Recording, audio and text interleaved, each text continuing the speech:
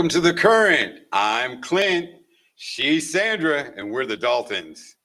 Coming at you live.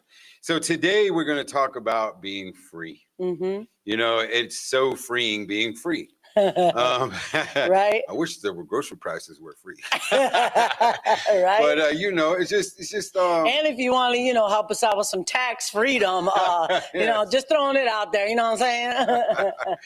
So it's free. You know, we live our lives, and some people live their lives in regret because they just are not free. It's bondage. Yeah. It's.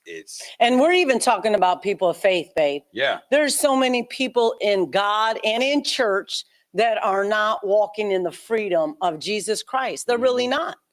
Yep. They. They're walking in religion. Yeah. But they're not walking in the freedom of Jesus Christ. Right. And, without the freedom, we get the freedom here in America. Is a great thing about America is we get to choose who we serve. Yeah. We serve God. That's right. We don't serve government. That's right. There's a lot of people out there like, India. There's a lot of, the communist countries. And they don't get a choice. And so crazy. So many Christians and people, kingdom people are so stuck on serving government that they took God out of the equation. Yes. And so they feel like they're in bondage to government. No, Jesus Christ is still on the throne. I don't care who's in office, right? Right. Yeah. But we do like Trump. I'm just saying. Babe. Oh my God. Babe. I ain't supposed to do that. But, there's a plug. All right. Beep, beep, beep. All right, so Matthew 6:33. I love this. This is the NIV version. But seek ye first the kingdom and his righteousness, and all these things will be given to you as well. Yeah. And that includes freedom. Yeah.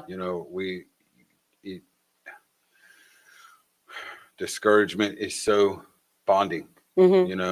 Life's hits. The loss of, the loss of my dad kind of sent me in my spiral. Yeah. My spiral down. And I wasn't doing dark things, but I wasn't happy. I was depressed. I didn't care. Sure. Work suffered, family suffered, kids suffered. Sure. And my suffering, Yeah. But it was like really, really easy to fall into the abyss. So to be free, it took a lot, but I had to surrender the things that I knew were creating my character flaw and not allowing me to be free, and just get tired. Yeah. So why not seek the other side? Yeah. And so one of the things that we're going to do today to talk to you all during this podcast about free is taking the word free, F-R-E-E, the acronym. And so the first point was first God.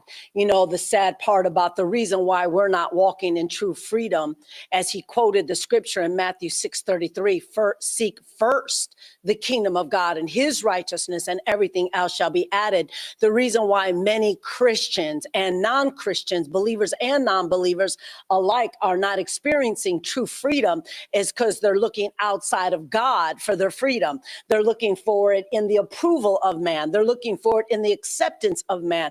They're looking for finding different sexual partners, and they're coming up short. They're coming up empty. They're coming up still in more bondage. People battling with depression, they're taking all these pills. Some people are taking drinking themselves to death, taking all these prescription medications. And of course, there's a place for all that. I'm not against that. But when it gets to the point that you're using prescription medication as an escape to depression and anxiety and all this other stuff, then are you truly seeking God? That's why we're not experiencing true freedom, and so we dance. And one day, babe, and I want to share this. One day I was in church, and it was during a worship service.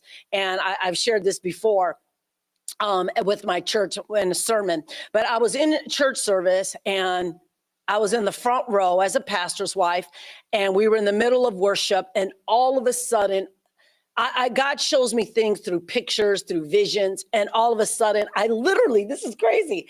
I literally saw Lazarus. And the reason why I knew it was Lazarus is because he was all wrapped up in mummy cloth. Yeah, mummy cloth. He was dancing, but he was like, he was like hopping, but he was still wrapped up in that mummy cloth.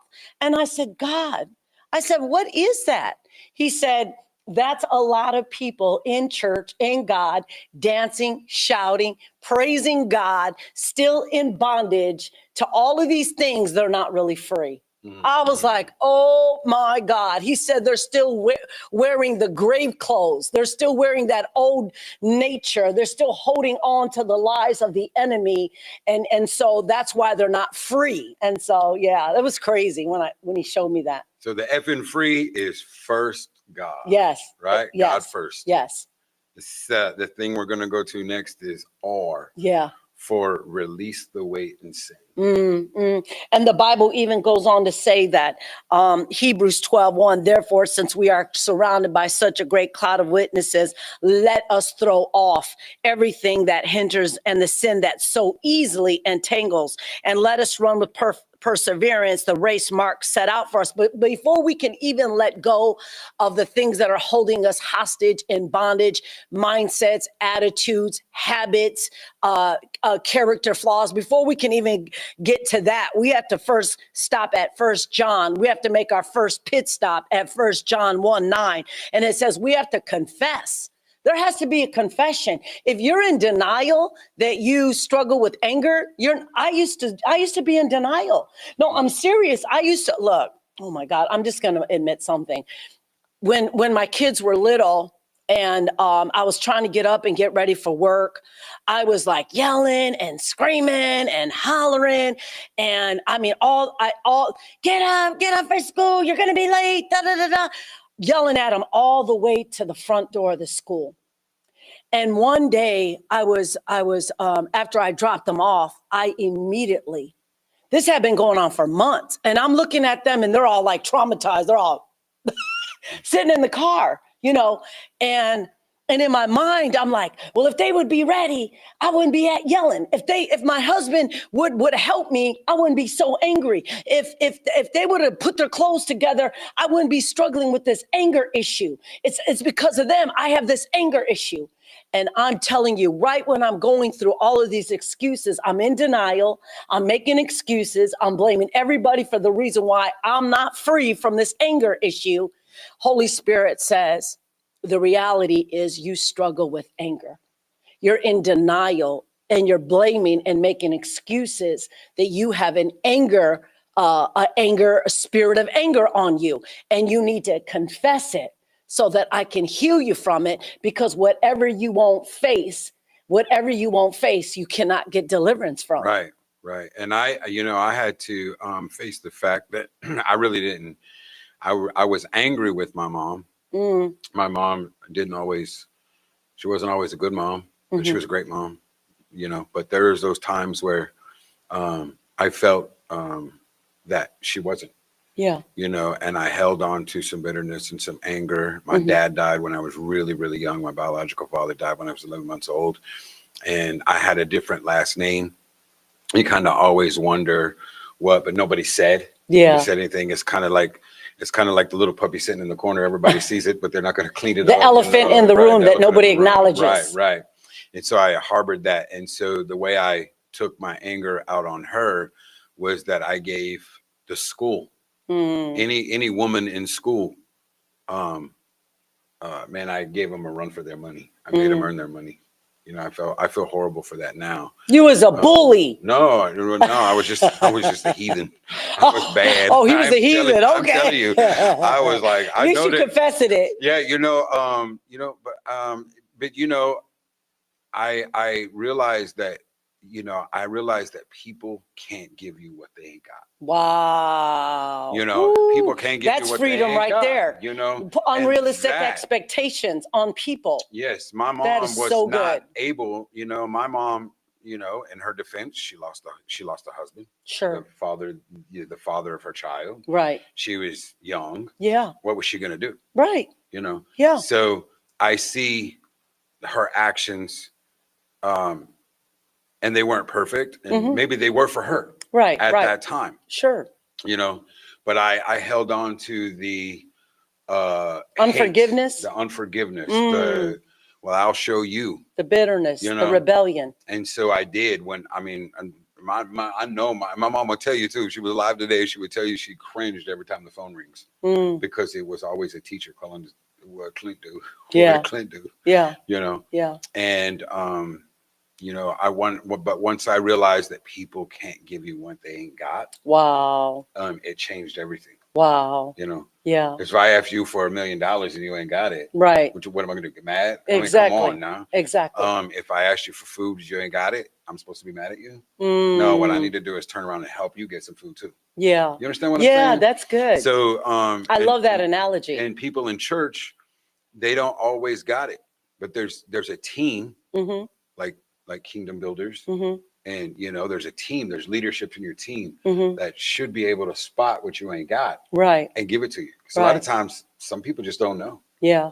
You know what I mean? People really don't know how to get free. Right. Yeah. They're so stuck. Yeah. You know, they're on that hamster wheel of life. And, you know, that thing's going at 90 miles an hour. How are you going to jump off? You know? So it's a matter of stopping that hamster wheel and knowing that you have to seek God first to really truly get off the hamster wheel. Sure. You know, we can justify it with pills. We could do something else. We can we can, you know, seek the alcohol. We can seek this. We could see all the bad we could seek. Right. But it's a temporary problem. A Band-Aid.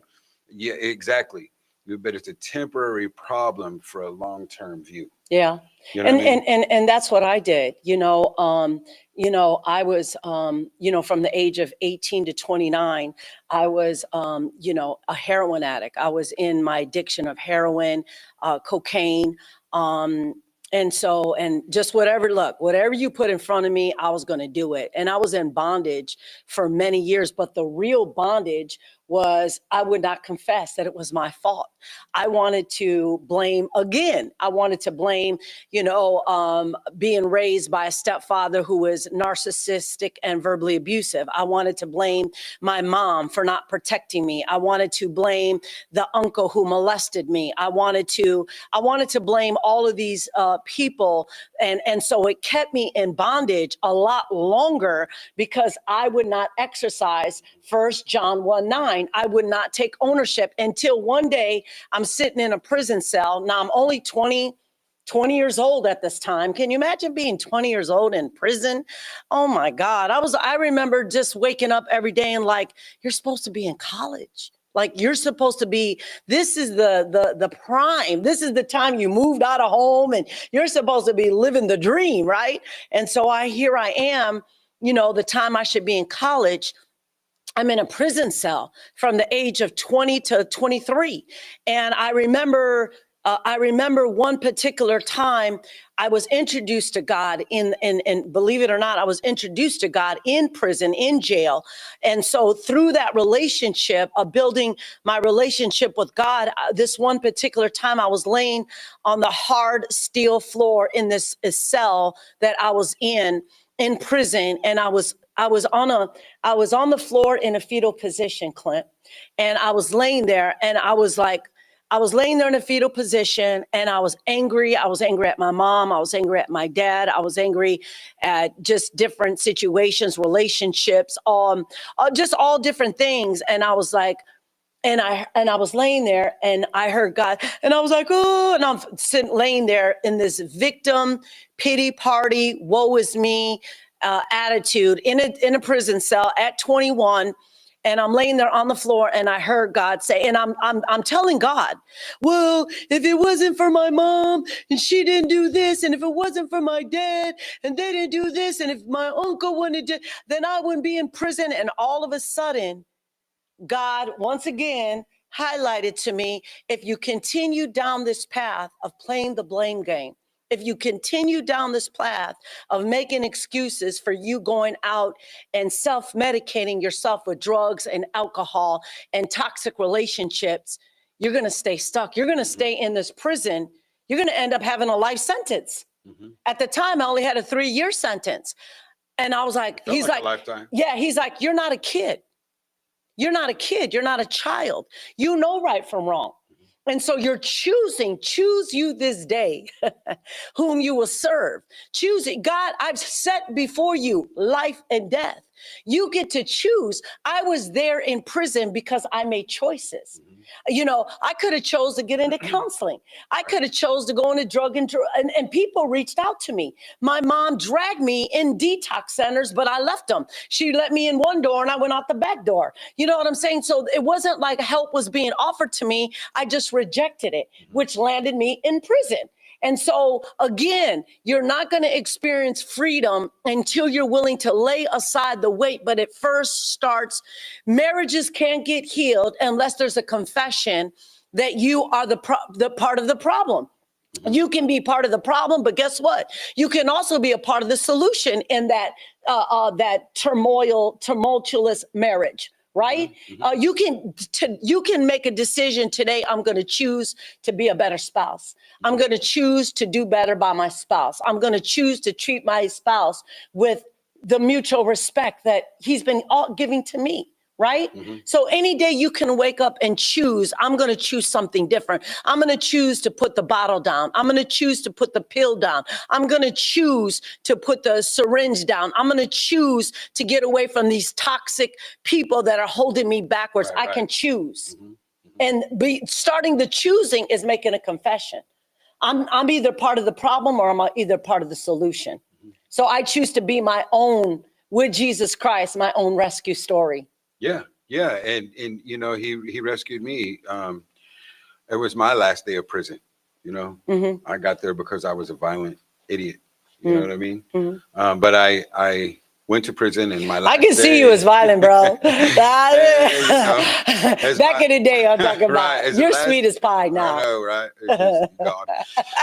Because sometimes, except when we're on the 210 now. Then it comes out then. Let me get out and just show them real quick how they're supposed to act. I think that's everybody on the freeway. I think everybody every now and then needs to kind of act right for it out. That's just me. But my last day of prison, I'll never forget. This is what my last day of prison. I refused to meet God in church. God didn't get me in it. I mean, in prison, God didn't get me in this situation. I'm not asking him to get me out. That's how prideful I was. You know what I mean? Yeah. I didn't puke. I just did my thing. Yeah. And so when the last day came, you know, you're getting out on Monday. You've just done a 4-year stint. So you're like, oh, you know what? Let me just go. Let me do anything I could do. Sure. To get out of this jail cell because it's closing. The walls are closing in there. Time won't tick. Yeah. You know. So I go and it's TD Jakes and he preaches a sermon on hurting people, the ones you're close to. But he says every time you sin, you hang Jesus back up on that cross. Wow. And something touched me. Wow. Something touched me there that every time I hurt somebody, I'm not just hurting that person. I'm hanging Jesus back on the cross, putting the crown of thorns back in his head, hitting the nail every single time, and that painful hand, you know? And so I just started hearing that in my head over. And when I do something wrong, I'm serious. It'd be like, are you kidding me? Well, why we got to talk about this right now? Yeah. You know? Yeah. But that's what led me to stop. Yeah. You know, I didn't even know I was really that far gone. You know what I mean? Yeah. And again, denial. Yeah. We can deceive our own selves. Yeah. Yeah. Yeah. Everybody else, it's everybody else's fault. Yeah, it's everybody else. Exactly. They deserve it. Yeah. You know, nobody deserves to be mistreated. Exactly. And, nobody deserves to, you know, I don't really know what clicked, but that sentence right there, every single time you do what you know is wrong, you're putting it back on the cross. Wow. And every single time that I acted out was usually, I will show you. Yeah. You know what I mean? Yeah. surprise, they showed me, you know, being real. It goes back to get you, sure. You know, so that release, release, you know, whatever triggers you, you know, you can decide, okay, I'm going to let this action trigger my response, reaction, you know, but I just I can't live there no more. Exactly. You know, I don't want to. Exactly. Life's more fun this way. Exactly, isn't it? My best friend. You know? So the first thing in free is first God. And the third letter in free is R, release. You got to confess and you got to make a choice to make a decision to walk away. And the E in free is embrace your story. I think one of the reasons why many people are not moving in true freedom is they're not embracing the whole totality of their story. It's okay. I don't care who you are. If you live on this earth long enough, you're going to have had people hurt you, people let you down. You've made bad choices. We've all, you know, made bad choices in our lives, right? And so, but I love that, again, Romans 8:28 says that all things work together for good to them that love him, to them that are the called according to his purpose. I met a lady who was hiding her story. She was in a big, beautiful church in another state. And I was constantly going on social media, doing lives, telling my story, how I had overcome addiction in my early ages. And I was free. I was free to share my story. And people would always pull me to the side. I'm talking about other pastors, other fivefold ministries. How could you be so transparent and vulnerable, sharing your story? Like, aren't you afraid people are going to judge you? Aren't you afraid people are going to look down? Why? Do you know Jesus, the cross of Christ? No, I'm not going to worry. That's part of my story. I'm going to embrace it. Why? Because not only am I embracing my story for his glory, but it may be something in the audience. You know how many people have come to me when I've preached my authentic story and included my authentic story in my sermon, that women have come to the altar and said, could you please pray for me? I have a daughter that's on meth. I had a son that OD'd on fentanyl. Thank you for telling me your story. I wish my son, and they come up and they ask for prayer. So a lot of times why would you let people's opinions hold you back? And so this one lady, she was like, just you telling your story authentically on live Facebook and just when you preach your messages, like I want that type of freedom. I don't want to be judged in my church. Why would you, if you have people in your church that judge you because you've made some mistakes along the way, you have not done everything perfectly, they don't know Jesus. That's what the cross of Christ is for. You know what I'm saying? It's embracing your story so you can walk in freedom and tell it.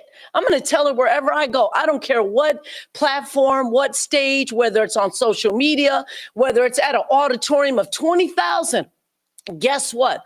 I'm going to tell my story. I have the freedom in Jesus Christ to tell my story so that Jesus can be glorified. His story, my story is his glory. And I used to be one of those. I ain't talking. I'm not going to do it. You know, I'm not going to tell my story. I'm just going to be cool, be calm and collected, right? But Jesus. But why do we do that? I guess because they're afraid of judgment. You know, the people around you. Oh, I'm not talking to him no more. I'm not talking to that. I don't want to do that. You know. Sure. And didn't think I was worthy. Like, who's going to listen to me anyway? Right? Yeah. You know. Sure. So, but I heard a sermon. It goes back to hearing what God say. Yeah. But I heard a sermon, and I didn't know there was a book on it too, but there is a book. It is called "If You Want to Walk on Water, You Got to Get Off the Boat." You know, and if you want to really free yourself, sure, and you know, let God heal you, you have to confess. You have to talk to Him. Yeah. You know, I'm a little calmer now, but that camera scares the crap out of me. I'm just saying, I get nervous, I get shaky. You know, I got 50 things to say when I'm riding in the car. Yeah. But I get to the camera, which I used to couldn't talk to people. Right. My job got me into that. Yeah. And they put me on. They put me on stage, and I went. And they're like, "Okay, now you're doing that all over. You're doing it all the time." Yeah. You know what I mean? And so when you get put in situations, he wants to know, like, how can you even, as a father, as a pastor, as a business owner, as just even a friend, a husband, a dad, whatever, these things, if you can't live your story, how do you expect them to live theirs? You know what I mean? And it's his. Everything on this earth is God's. Yeah. And there ain't nobody on this earth that's never committed sin, never done something stupid, right? Never done something. And child, if you are worried about what I did 30 years ago, right? Maybe we need to go open your closet and we'll talk. But if it doesn't bother me and I've outlived, and my God has forgiven my sins, my God forgave me. That's right. I could care less if you do. That's right. And I don't care how that offends somebody. Yeah. And they always say, Clint, you're bold. Exactly. Because I know what I stand on. Sure. My foundation is built on Christ. My relationship is built on Christ. Yeah. And I'm going to be free. Exactly. With God. That's right. And then on top of that, again, you don't know by you feeling those holy nudges as God opens opportunities to share your story with people. You just don't know who you're helping. Yeah, you don't know who you are a breath of fresh air to. You don't know who you're giving somebody hope to, inspiring them that, hey, if you've gone through that and you're on the other side of it, my God, there's hope for me. I know when I used to hear stories of people who had overcome addiction through Jesus Christ and experienced freedom, it gave me hope. People who had overcome childhood traumas and overcome depression, who had overcome insecurities and inadequacies and fears, as they began to be transparent and vulnerable of sharing their story, it gave me hope. It gave me like, wow, you mean you can be that powerful, you can have that platform, and you can struggle with those things and still be used of God? Oh my God, there's hope for me. That's how I used to always feel. So I follow people who are transparent and vulnerable. They give me hope. Like, because, we all got things that we're struggling with. So to hear somebody be vulnerable and transparent about their story, it gives me another level of freedom too, to share my story. Exactly. And how many, and what breaks my heart is there's so many pastors out there. There's so many religions out there that you sit and you listen to that pastor, and that's the way it goes, and that's how it is, and they without letting you experience your storytelling, it's all one-sided. So what's it for? What's it for? Yeah. God created all of us. And he didn't create us all the same. Sure. If he would have created us all the same to go through all the circumstances, to all the things, we couldn't have the freedom of choice. We couldn't have the freedom, we couldn't have the knowledge. And what you go through, I never have to experience. But what you go through, I never have to experience. Sure. But what if we did? Right. What if we had to experience that? So us, one track minded, you know what I mean? And what I love so much is, like, when I go to the county jails. When I first go to the Linwood County jails once a month. And as soon as I walk into the pod, there's about 30 to 40, 50 women, inmates, when I walk into that dorm. And when I first walk in, they all look at me like, they roll their eyes. What do you have to say? You're coming in from the outside. What could you possibly have to say? And as soon as I start to share my story, they immediately, some people are on the phone, they hang up. Some people are they come out of their dorm and they just surround. So as we head for a close, the F in free is first God. The R in E is release. The E in free is extravagant grace. Yeah, extravagant. And to elevate. Yes, extravagant grace. So the most important piece to this whole puzzle of true freedom is accepting the extravagant grace of God that we do not have to earn and work to experience true freedom, that Jesus already did the work on the cross at Calvary. The Bible says in Ephesians that his grace is sufficient for us in times when we are weak. It even goes on to say about grace. Can you quote the verse, what it says? Yeah, Ephesians 2:8-9. For it is grace that we've been saved through faith. And this is not from yourselves. It is the gift of God, not by works, so that no one can boast. I didn't do it alone. Come on. I didn't do it alone. There it is there. You know, I did it with God. Yeah. And loving people around me. Yeah. And that's what I'm striving for. I'm going to love the people around me. Sure. So as we head for a close, free, remember these four things to walk in the freedom of Jesus Christ. Number one, first God. The R is release whatever you're holding on to so you can experience freedom. E is embrace your story. Stop letting the enemy torment you and the critics of others torment you by not their judgment of you. And E, walk in the extravagant grace of God, because it's through his grace you can experience freedom. That's what he went to the cross for. So do you want to? And this, get intimate with God, man. I'm talking to you personally right now. You know, get intimate with God, get intimate with your wives, get in your family, and tune into the video for conversations for men by men. No time out.